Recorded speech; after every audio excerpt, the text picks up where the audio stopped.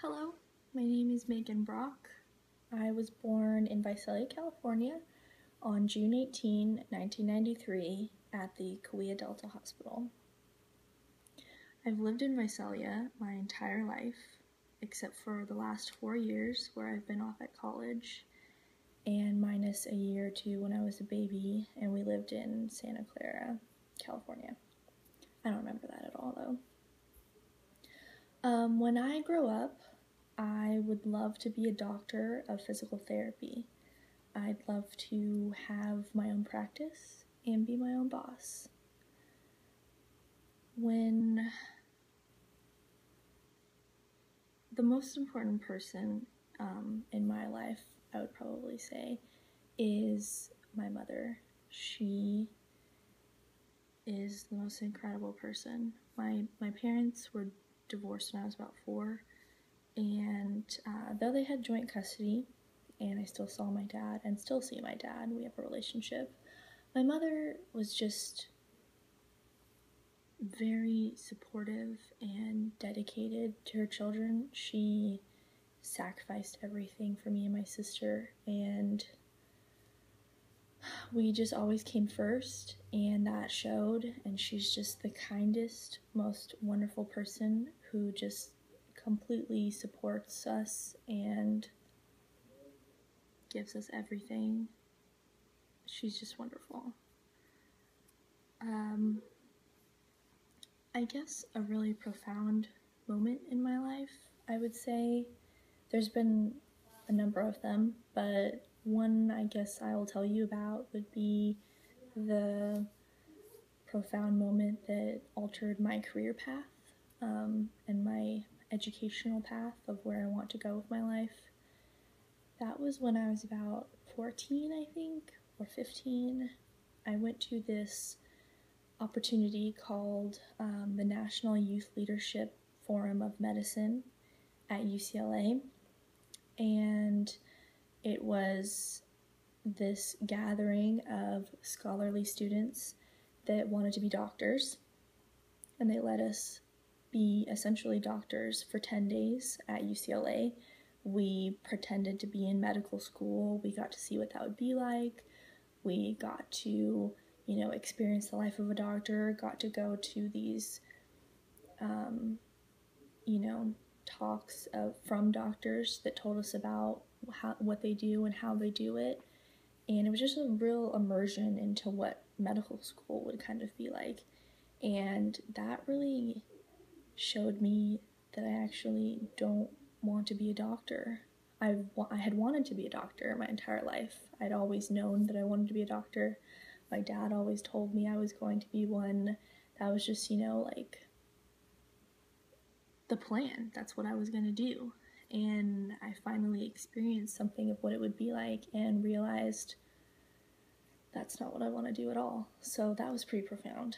Though I was only a teenager, that really shifted kind of my outlook on life and where it was going to go. Again, the kindest person for me in my life would be my mom. I already told you that. She's amazing. Some important lessons that I've learned.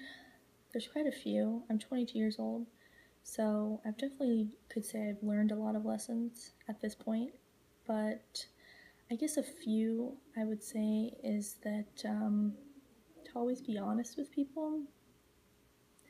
I learned this from my mom, who,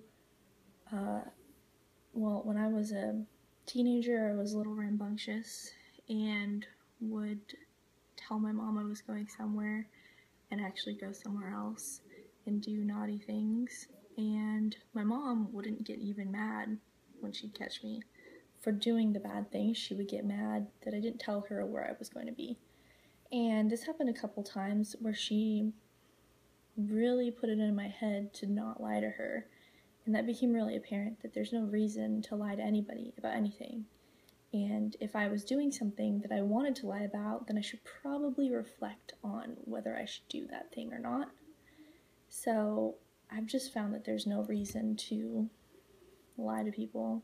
It's just good to always be honest. And another life lesson I've learned is to always listen intently to people. I learned this from reading the book Tuesdays with Morrie.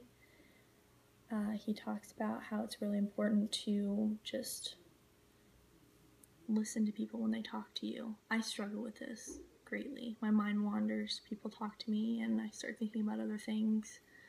I can't help it, and that's a problem in itself of living with the moment. And so I think that it's important to remember to be immersed in the moment you're at right now, to listen to people, to really appreciate what's going on around you, and to hear what that person is saying if they're talking to you. I still struggle with that. I'm working on it. It's a life lesson that I'm still learning.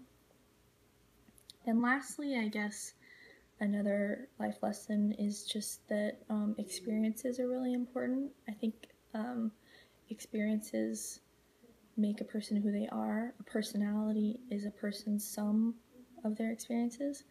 So just go and have some. Go experience things. I find a lot of people have a struggle with this. It's easier to sit at home and not go out. If people invite you to something you don't really want to go, just go, just do it. Just experience life, do things, because it's beautiful. It makes a person so much richer, makes your life richer. It's easier to sit at home and watch TV or something like that, but I know, like, from being in college, people ask me to do things, and I'll just say yes, even if it makes me uncomfortable. Just go and do it. Just go out with strangers and see what it's like, because you might find that you love it, you know? So that's another lesson I've learned. Have experiences.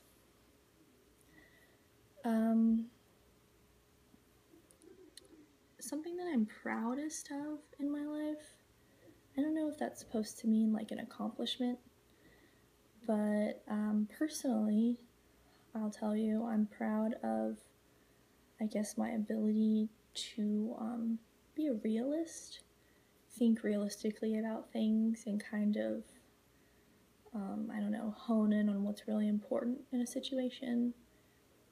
I kind of have a tendency to see a problem and see out the solution and know how to get to that solution. I would attribute that to my dad, who's an alcoholic. He's been since I was a baby, and my sister did not deal with that very well at all, and it was kind of up to me to kind of be the stronger person in situations and kind of, you know, settle the situation, understand that this is happening, this is how we fix it kind of deal. Don't freak out, see the bigger picture. I've been told that a number of times that I'm wise beyond my years. I don't mean to toot my own horn or anything, but that's what people tell me. And so I'm kind of proud of that I don't let things affect me really emotionally, I guess, like other people do. I kind of see, you know, what's really important here, what really is to be upset about. Another thing I'm proud of is that I have a tendency to easily forgive people. Sometimes that's a detriment. That hurts me sometimes. But when people do something bad, I guess I just don't hold it against them. I easily, I think, understand why people do what they do, and am able to kind of get over that and accept them for it, accept them for their faults, and forgive them for things they've done wrong to me or to other people. And maybe I've given people too many chances, but people seem to appreciate it. So, let's see now, how I would like to be remembered.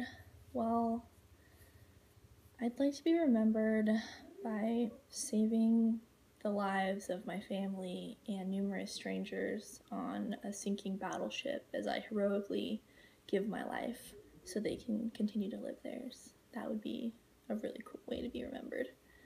In all honesty, I'd just like to be remembered, and hopefully fondly, if that were to happen. If I could interview somebody, I would really love to interview my stepdad. He is a treasure trove of cool stories, but he never tells them because he's kind of a closed book. He was a Green Beret in Vietnam, and he's a black belt in karate. So he's super cool, and I know has all these really awesome stories, but he's standoffish and really only opens up when he's a little bit drunk. And I really like to, get people drunk. So if I could sit down and have like a formal interview where I could just ask him questions and he would answer them, that would be so cool. But alas, I don't know if that'll ever happen, but I would really love it if it did. Lastly, words of wisdom I would leave if this were our last conversation. That's a really tough question. But I guess some would be that